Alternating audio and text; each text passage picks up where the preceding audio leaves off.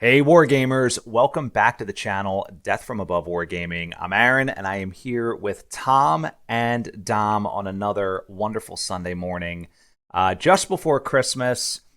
So happy holidays to all of you out there. We're back with episode 6 of Jump Point. Now, most definitely the most controversial show in the Inner Sphere and Clan Space as well, from what I'm told. So, want to talk about today. We're going to talk about some of our accomplishments in 2023. We're going to talk about some things we're going to be doing in 2024. We've got some excellent segments. Thom, your favorite TriviaTech, and your other favorite, the Render Blender. So all sorts of good stuff lined up today. But first and foremost, I want to start with a little patron Q&A, guys. And I'll tell you why. Because everything we do here is 100% due to our patrons. So thank you again to all of our great patrons out there. You guys are keeping the lights on. You're keeping us excited about what we're doing. You're feeding us new ideas. So thanks to all of our wonderful patrons out there. So this question comes in from one of our veteran patrons, Weiss Draconis. We talk quite a bit on Discord. He has some great ideas. Always building new forces. Always he loves min-maxing his force lists. He's a tinkerer. He's a tinkerer. That's a great way to describe it. So he was asking this question about land air mechs, and everyone knows how I feel about them. But since it's Christmas time, I figured I would address it. He says, "Do you think land air mechs actually have a place in a strategic battle plan if one were able to make them more viable in combat?" And so I'll come at this from a lore perspective. Forget the rules. Transformers don't make sense in BattleTech to me. All right. The sheer complexity of a battle mech is so high. I can't imagine also having it transform and be able to fly away. But then again, it is science fiction. But if they were part of the BattleTech universe, I actually think they would be the only thing on the battlefield. Everything would be a land air mech. Why wouldn't you? I mean, unless they were extremely cost prohibitive. Right? Yeah. Yeah, but I feel like they would be so good. Like strafing runs, you're in trouble, you and fly away just like they did in the cartoon. Well, but think about converting into rules, you'd have issue. Like you're very vulnerable taking off, right? Right. And then your performance, a heavier mech would be super slow. You'd have to be quite. There'd probably be a cap, right? Like a medium mech, maybe, and then you're. I don't know. What's the biggest lamb? Like the cannon, cannon lambs. I thought the Crusader was a lamb. The Stinger gets one, right? Oh, wow. And the Phoenix Hawk gets one. Right. Stinger, Wasp, Phoenix Hawk. I thought the Phoenix Crusader at some point was a lamb too. Right. You could be right. That'd be a 65 ton. Okay. Yeah, you ready for these? I'm looking through some. So Star League era, we got the Stinger, the Wasp, and the Phoenix Hawk. Okay. So the Shadow Hawk was a 55-ton variant lamb. Okay. So that's where they're at. And then Clan Jade, my favorite, of course they did. They had a dual cockpit lamb. That was developed off of the Phoenix Hawk, I know. And then Word of Blake, of course, they had, it was called the Ure, the Puaka, and the Waneta. What does that even mean? They just put letters together to make mech names. Yeah. But the mechs that we know, big. there are none above 55 ton. Is that what you're saying to us, Tom? Yeah, that seems to be... Is it be... the Shadowhawk you said? There was a Shadowhawk lamb? I didn't know that. That was the progenitor of all of them, apparently. The progenitor, yeah, okay. Interesting. I don't know how to say that word. Don't correct me. I didn't. It's progenitor. Be careful. I have Whoa! He's got the wand! I brought it. This I would is say Tom's though, like red flag thing. Like when we cross the line, the wizard's wand goes up. But I was gonna say the first thing I think of when I think of lambs are those V-22 Ospreys that the U.S. Army uses. Oh. If you know, they're the vertical takeoff where the rotors go up. They are apparently very accident prone. Interesting. They fail a lot. Apparently. Oh yeah, you know what? I did know that. I did know that. I don't know if it's gotten better, but their army's also moving more towards them. I think they bought even more of them. So it would be very unpatriotic of me at this juncture not to mention the Harrier jump jet. as well, which is that's interesting. I didn't think about. Well, and the F-35 has the Marine version is a vertical takeoff too, with this awesome fan. The whole top opens. That's really funny. I didn't think about. I was thinking only of the Osprey, but yeah, that's a great. Those planes are amazing, and they can like land and yeah. But they don't have legs, Thom, and they don't transform into robots. No. I mean, you're pretty close. That would be stupid, Aaron. That would be so stupid. That would be. We need an aircraft carrier that transforms into a bunch of tiny robots that can fly. No, the Harrier should land onto like a tank platform and then drive around like a Voltron. Yeah. Sarna. Somebody has tried that in the military somewhere. That's really fun. Somewhere has got that on a drawing board somewhere. Definitely, yeah. I was going to say, like, Sarna made the point that the trade-offs you get for lambs is just that they're very susceptible to damage, right? You have to make them lighter to make them aerospace capable, and therefore you're giving up a lot of survivability. So, yeah.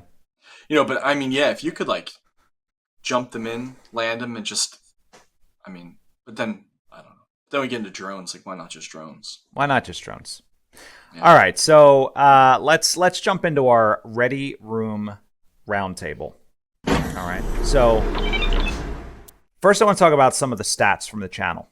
All right, so we pumped out 62 videos, not too bad, plus 2 live streams. We had about 500,000 views, a little over that now, and 100,000 hours, give or take, of watched content. It's a lot of time, Thom, that your face is on somebody's TV. Think about that. I was going to say, and I don't know if it counts, but you guys traveled to one convention, right? That's true. One convention. First time ever. Yeah. In the history of the channel, yeah. Unless PAX counts. But PAX maybe could count. I don't know. Okay, we'll count. But it was the first travel. DFA business travel. So our top videos, guys. All right, so there are 2 ways you can rank top videos, both in views and in hours, okay? So the top video by views was How to Play Alpha Strike from several years ago. That's still trending as the top video. The second one was the Mercenaries Kickstarter pre-launch. That one was the second most viewed. By hours, the Federated Sons versus Calderon Protectorate campaign that we did. That is by hours. The part 1 of that it was the number 1 2023 video. Pretty impressive, Thom. Pretty impressive. Nice. And that's not adjusted. That's just raw hours too. That was dropped somewhere in the middle of the year too. So if you adjusted that over 12 months, it'd be doing very well. Wow. That was sadly not the one where you had like Sylvester Stallone and Jason Statham and all the action heroes. Yeah. That was probably my favorite. I think that was part 3. That was an excellent one. Jet Li, I think, was in there. Yeah. And then the other top video was just like. Oh, it was really good too. Yeah, I love that. That was a very fun campaign. If you guys haven't watched that campaign, you should go back and watch. It was Alpha Strike, I believe, right? Rivers and cities. It's kind of like a Chicago or a Cincinnati kind of layout. Right, with the river. That was fun. What do you think the number 2 video is in terms of hours, Thom? In terms of hours? How to Play Alpha Strike. How about that? How to Play Alpha Strike. I was going to say the RPG. But... Yeah, nope. How to Play Alpha Strike, guys. So some other fun facts. Music streamed. We have 4,000 streams on Spotify and about 450,000 listens on YouTube. Nice. There's also, of course, all these other platforms that I can't get analytics on, like even iTunes. Apple. You can't really get good analytics on, but like Amazon, Amazon, like streaming, right? No idea how many streams there are. And because it pays like fractions of a penny per stream, I did not feel like doing that math. So still a lot of good engagement on the music front. Do you know what sucked? Our merch sales. You know how many items we sold in 2023? 4. 22 items, Thom. And, that's way better than I thought it would be, considering. That's probably mostly me buying hats. Can I also? Does that include the 3 items that I got for this? Probably. Well? Was that in 2023? That might have been 2022. But cool. So we gotta do better on them. FY23. Yeah, we got to do better on the merch front. I have some ideas on that. So let's get into the discussion portion of the Ready Room Roundtable here. So based on these metrics, and Thom, I want to start with you, and then we're going to go to Dom, because I know this is like State of the Union, right? Yeah, this is going to trigger you, Thom. So prepare yourself. Is Alpha Strike the way forward in 2024 based on the fact that the How to Play Alpha Strike video was basically the most popular in terms of views and hours? Your thoughts? No. I don't know why you keep bringing it up. Not interested. Not interested. Zero. Yeah. No, I mean, I can't see a reason to go back to it when Override is so good. Like, I just really like it. And it's true. I think we landed somewhere that, like, I think we landed in a place where, like, we can get through games quickly enough, but also we don't keep saying, oh man, really wish we could play like Classic, right? Right. Which was what we kept. As soon as we were like 3 or 4 games into like an alpha run, we'd be like, you would be texting me in the middle of the night, like, what do you think about Classic? And like, you do. It does. Yeah, I will admit, like when you play Alpha Strike enough times in a row, it starts to feel the same. It gets a little homogenous. Like, you know, it's just it's pips and numbers. That's all it is. It's pips and numbers, right? And you're kind of playing this optimization game, and it really doesn't matter what plastic's on the table because they're really not that different. Like if I was going to a game store, I'd probably play Alpha and not Override. Well, if it was like if I didn't know the group. All right. So next question here. Like, do we need to get on upgrading our merch? Like, do we need to switch vendors? Do we need to get to like an Etsy store? Do we need to like expand what we're offering? You know, I've had people ask about backpacks and morale patches and all of these crazy things that we don't offer today. Is that something you think we should focus on in 2024? Dom, what do you think? We'll start with you. I mean, the one thing that I get asked about personally quite often is these at the back. Can't do it. Right? But we can't do it because we don't own the IP, guys. That's right. So can't sell them. I can make them, but I can't sell them. Yeah, right. There you go. So, and if anyone wants them, then we can't sell them. So there you go. Draw a line under that one. Etsy, I mean, I use Etsy all the time. I think it's a really good place for that kind of thing. But I mean, it depends what direction. I mean, I'd be very much up for getting a DFA Tom's giant face on a T-shirt. Oh my god, we should do it. I mean, I think I'm speaking for. It's got to be on the back. People that watches here. Got to be on the back. What we need to do is we need to do like the Obama style picture of Tom's face, and then we need to do like the Reservoir Dogs. You know, it's Reservoir Dogs, right? Like the black and white with me and you. Oh yeah, that's funny. Good stuff. We'll think about it. Maybe we'll do it. All right, next thing. Should we release a new album in 2024? Very time consuming, but we have 2 of them out. Should we think about doing a third one? What do you think, Thom? I mean, I love them. I'm not opposed to it. I've been playing guitar. We could do a classical album. Like you could be like a bard. We'll just, like we do like medieval tech and make them all made out of medieval tech. You know, they're all like pushed on wheels or like pulled by guys. You know, like siege engines. Yeah, like siege engines. The one's got the battering ram. Yeah.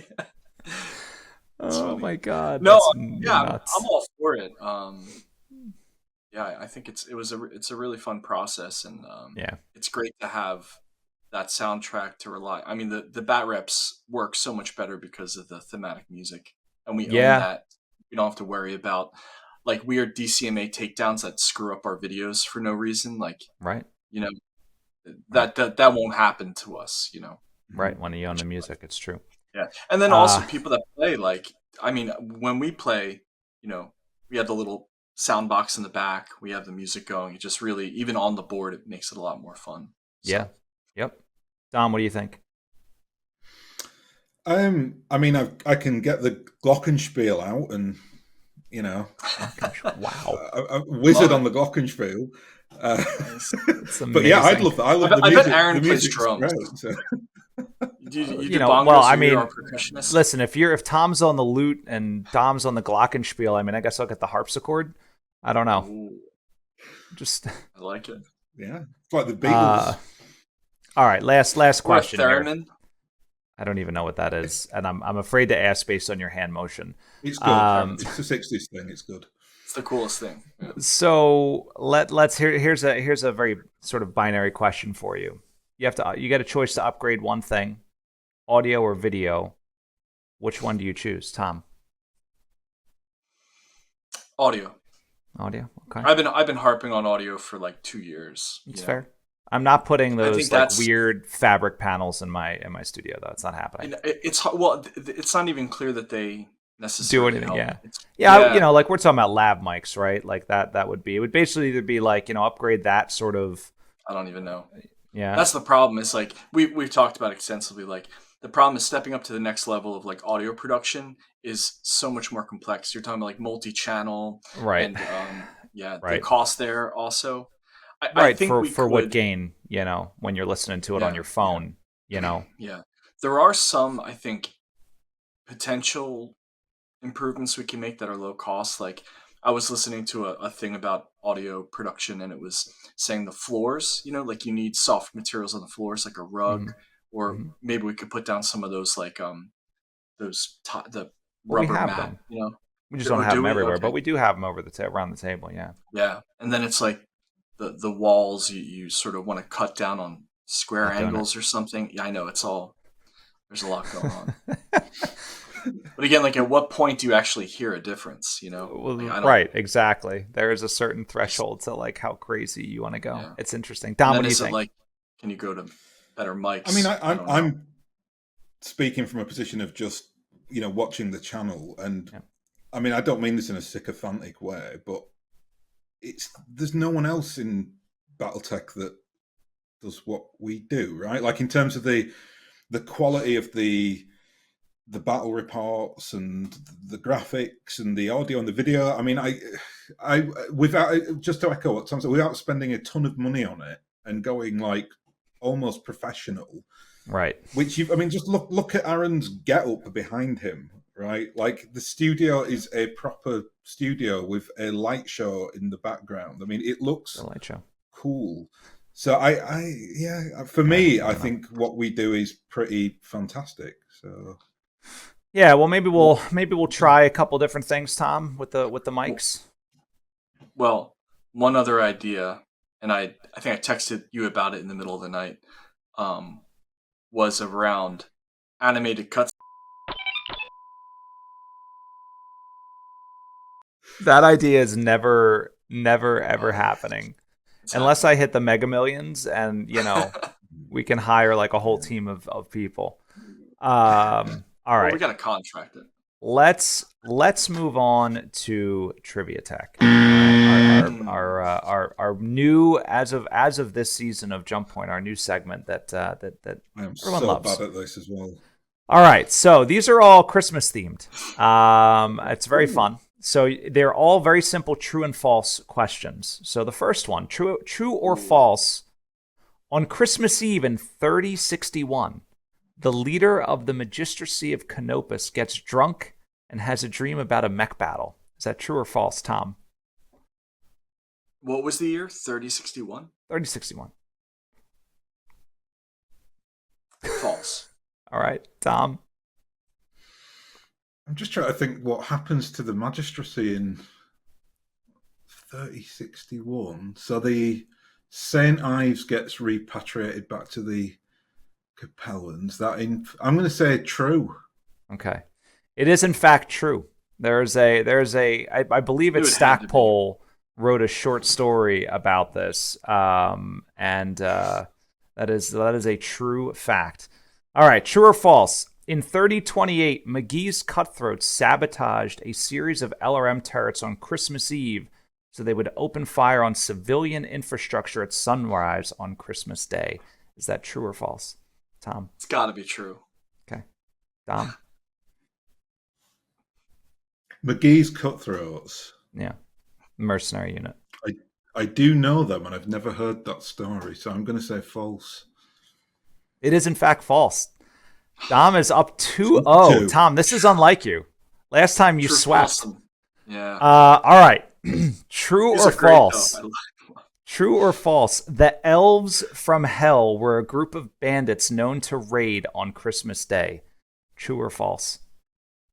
False. I've never heard of this at all.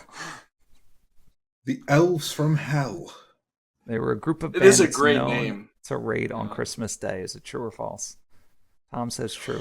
Tom says, what'd you say, Tom? True or false? You said false, right? I said false, yeah. Yeah, Tom said false. Yeah, Tom, what I'll do you say think? false as well. I've never heard of them. It is That true. Something so dirty. Oh my God, where did you get Ridiculous. that from? It's guys, the only place spent to a get whole year BattleTech planning. information. This is Sarna. It's Sarna. all on Sarna.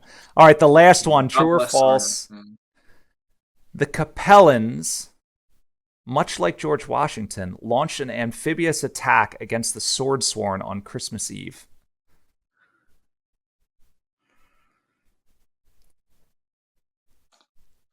I have no idea. False? Amphibious? False. Amphibious assault, yeah. Sounds made up. I'm going to say true because I think the Capellans do have issues with them. It is true. So I It's think in fact they- true. It is Zero. true. Dom scores 3. Tom, you are 0 for 4. Nice job. So that is It's our about trivia time. tech. You know. Can I just another piece of trivia tech? I have never had a question right. No. Before Now this- you're dominating the trivia. Wow. It's obviously the holiday trivia. Yeah. All right, so now we're going to get into Tom's most favorite of all, the render blender. Let's blend this puppy. So this is the new Merlin. Yeah. All right, very Look at him. exciting, and I will provide a bit of holiday sneak peekery. We may or may not be doing a Merlin in Battlelytics very very early in 2024. It may or may not be the first one that we do in 2024. I won't tell you which Did you variant do a though. Kodiak yet? No, not yet. Everybody's But asking. everyone's Yeah. asking. It's going to happen, and I've got the Merlin and one other I believe teed up, and then the Kodiak I think will probably be in the next batch that we do after that. Nice. I've got some patron polls up. We're waiting for the final results to come in on what they're interested in, but I have a pretty good idea. So let's take a look at this Merlin, Tom. I'm gonna go full screen on this bad boy. All right. Yeah. There she blows. Tell us what you think. I got three picks. Let me cycle through the pictures real quick. Sure. 1, 2, and then 3. Thirsty shot at the back there. Thirsty one. So tell us what you think, Tom. Looks great. Wow. Yeah, this is the Merlin. I really like the original Merlin, like because that was one of the mechs used to play with the IWM model With the Or long, actually, spindly legs. Was it a Ralpartha or was it a IWM? Yeah, it was IWM. Okay. Yeah, but it was. I'm pretty sure it might have been from the Ralpartha days because it was pretty 80s tech. Yeah, I love that. But this is a great update for it. Again, it's like the head and the shoulders are all kind of one, very squat. What is that an SRM on the chest? It's What's an the- LRM5. An LRM5. Okay, I was gonna say I it think kind of does it looked also like. have an SRM6 as well? I think the Merlin. It does not. I believe it has 2 medium lasers, a PPC, LRM5, a flamer, and a machine gun. The OG Merlin. Nice. So it's got the Judge Dredd gun sticking out of its chest on the right right. side. Nice. I think that's the machine gun. Yeah, I think you're right. Yeah. At first, when it was a smaller pick, I thought the machine gun was like a Texas Ranger badge. I was like, this is a Wild Wild West mech. But no, it's great, man. It's a really cool design because it just looks. And the Merlin's what, like a 70 tonner? Is that right? Close. Yeah, 60. And no, it's 60. 60? Yeah. Okay. Yeah. Yeah. It just looks really brutish, and I like that a lot. The shoulder gauntlets or epaulets, whatever they're called. Pauldrons, is that it? Pauldrons. Yeah, Pauldrons is but the- if you look, it actually extends into the underside too, into its armpit. That's a really cool design. I like that a lot. Yeah, like Super the beefy armoring joint up that On the joint. Yeah. shoulder. Yeah, exactly. So it just looks super protected. Great leg design. Can we go to that other shot? The back? I think it's the third. Yeah. Like look at the exhaust outlets. nice heat vents. Are those jump jets on its calves? or just a cool design? They are, yeah. The Merlin does jump. Yeah. So super. I mean, it looks like it has Boeing 727 jet engines sticking out of its legs. It is cool. This might actually be a lamb.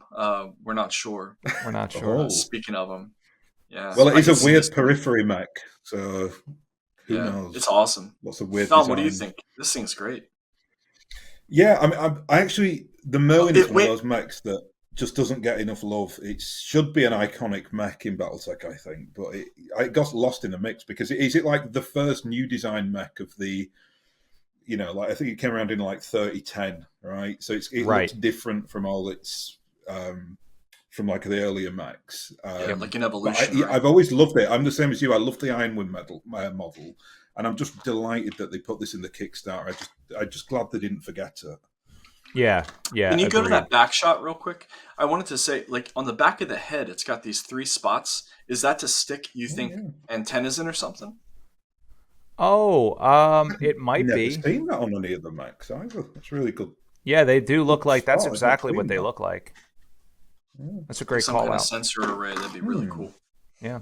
Stepping up the design a little bit. Yeah. Maybe if Shining Sword is watching this, he can let us know. A shimmering sword. Okay, that's shining. I'm sorry. I apologize. I can't even remember. Whoa, most bro. Of my family's name, so I was pretty close. I'm sorry. Listen, worse things have been said. So I like this design a lot. It's one of those like goofy things where it has medium lasers in the arms, and just the gun housings are enormous. And it was always this goofy thing in the design, and you know what? They leaned into it. They stuck with it. They didn't change it. They didn't like shrink down those arm gun barrels or whatever. So I really appreciate that. Well, listen, that wraps up our render blender. We're gonna close out this one, guys, with a rapid fire segment. All right, we're gonna close out our holiday episode with some rapid fire. Are you ready? Go for it. I'm ready. All right, we're gonna go Thom and then Dom. You can't think about it. You just got to say it. Do it. Do you prefer to travel or be home for the holidays? Travel. I've not been at home for a holiday ever. I don't think. Not since I've been an adult. I'm a home guy, for sure. Onto the Alps. So on the holidays, do you prefer to eat in or eat out? Eat in. Eat in. Yeah. I think it depends. It depends for me. But like for Thanksgiving, I'm an eat-in kind of guy. Christmas Eve, I do kind of like going out. Get out on the town. A little like New Year's Eve, I like to eat out too. Mm-hmm. All right. So favorite holiday meal, Thom? Oh man, my stepmother-in-law. I'm not sure what the correct terminology is. She always makes these Brussels sprouts in this it's like a baked dish with like blue cheese and bacon. It's the most incredible version of Brussels sprouts it's so good. Yeah. And I like a corn pudding style stuffing thing too. Okay. I'm a sides person, to be honest. I've made like rib roast in the past and it's great, but like it's the sides. That's where you get all the good stuff. All right. And on the Christmas morning, it's like the French toast bake. It's I love a good I make like a Bananas stuff. Foster's one. It's really good. Yeah. It's all crispy and it's good. Gooey. Thom? Well, like you, Aaron, I am Italian. So I'm going to go for the sweet tooth option here. And I love a panettone. Okay. Italian Christmas cake. Absolutely exquisite. Yeah. So good. My aunt makes pizzelles too for Christmas. Pizzelles. That's a really... it's like the only time we had the really irons. Oh man, yeah. I gotta actually. I think my dad has them in the basement. I gotta get those out and start making them with my kids again. They're so good. Yeah, so it's good. Fun to make too. Yeah. Yeah. I mean, I'm with you. Like I love a good rib roast. My wife cooks a great turkey. But it's like the apps for me. Like, the clam dip and prosciutto and the antipasta. The falcon clam cheeses. Dip. Yeah. I mean, you've had it. Yeah. We love all that stuff. That's definitely my favorite. Is a good antipasta spread ahead of the I remember you used to always love the artichoke spinach dip too. That was always a classic Aaron order. Went out. You love that. All right. So, final rapid fire question. What is your favorite part of the holidays? Oh, getting together with family. Yeah. Like, I like that. Yeah. Thom? I was going to say getting away from family. No. Burn. They don't watch this. It's fine. We have a tradition in Britain. You always go for a very long walk on Boxing Day, and I love that. I'm an avid walker. We go on a hike. So and I always have Christmas up at my mum's, which is in the most beautiful part of North Yorkshire. It's secluded. It's very Christmassy. So we can just hike for like miles, and that's just excellent. Yeah. The other thing I really like, is the actual like festiveness of it. I like seeing decorations, and it's just like a changing of seasons. Like I really like changes. I like the way people dress. I like all the fun stuff, and it's great. Yeah, it's I was going to say something similar. Like it's great. It's great because everybody, largely most people are very cognizant of the time of year, and they behave different, right? People are definitely nicer, more willing to help. Like it is definitely like a season of giving, and people tend to be less selfish. And I think like there's just a sort of like general air of just like peace and everyone's just relaxed, right? And I really enjoy that. And I think you're right, Thom. Like there's that, that sort of almost like it's like a rooted in tradition. I really like tradition. And I like that. It's the tradition. Yeah. I really love the traditions. It's something to look forward to and something to pass on to the next generation. That's a really great thing. Something to share with people. All right. Well, that was. What's your least favorite thing? We can't. We got a bonus question. Oh God, we were ending on such a positive note. Okay, fine. That's the least favorite thing. The least favorite thing is when people are like, "What do you want for Christmas?" I don't want anything. Dude. I'm like, I've realized I've gotten to this age now. I'm like my dad. I'm like, I don't want anything. Don't get me anything. Like, that's depressing. That's exactly what I was going to say. So I don't even have to say anything. That's right. I've got one thing. My least favorite thing Yeah. is getting on the scales on the 1st of January. Kills me every year. Oh, you got to do it. Yeah, do it before. I love it. Yeah. That's too funny. And then ignore it for me 2 up. months. Yeah. All right. Well, listen. On that note, that's funny. Well, we're gonna wrap this one up. We hope everybody has a tremendous, tremendous holiday season. However you want to spend it, and hope you get a little BattleTech in on the side. A couple of things. Number one, if you're looking for last-minute holiday gifts, call up Derek on his cell phone and tell him to ship stuff out right now. He has to drive it to you. He's going to drive it to your house. Aries Games Miniatures with his Aries Games and Minis will deliver to you via sleigh on Christmas Eve. So at least that's what I'm told. But no, Derek's a great guy. So if you're looking for gifts or even belated gifts, or if you want to spend some holiday cash, you can definitely head on over to Aries Games and Minis and get all the good stuff there. Also, don't forget to subscribe, like, leave a comment, and let us know what you think about, things like our merch or a new album or what system to play. I love always, hearing those kinds of comments. So definitely feel free to chime in and let us know your answers to our rapid fire questions as well. But that's it. What else, Thom? What did I miss? Become a patron. Join in the fun. I knew I was forgetting. I don't like to ask for things around the holidays, but I will ask. Yeah. If it's one thing that I want for Christmas this year, it's for you to become a patron. So that's about it. Aaron comes in on his crutches, like Tiny Tim. Yeah. Maybe Tiny Aaron. Please, somebody tries to hand you a turkey, and you're like, "Get that out of here! Get that out of here! We want patrons, not turkey." That's funny. That's going to be one of our new T-shirts. More patrons, less turkey. With a picture of Tom's face on it. Kicking Tiny Tim out the door. Just booting him out the door. Like hitting him on the back of his head with a crutch. Boom. Yeah. That's awful. With this guy. Bah humbug. Bah humbug indeed. All right, well, we better shut this one down before we get in trouble again. So, again, hope everybody has a wonderful, wonderful holiday season. Thank you so much for watching. And, of course, stay tuned. Always great stuff coming from Death from Above Wargaming. Have a good day.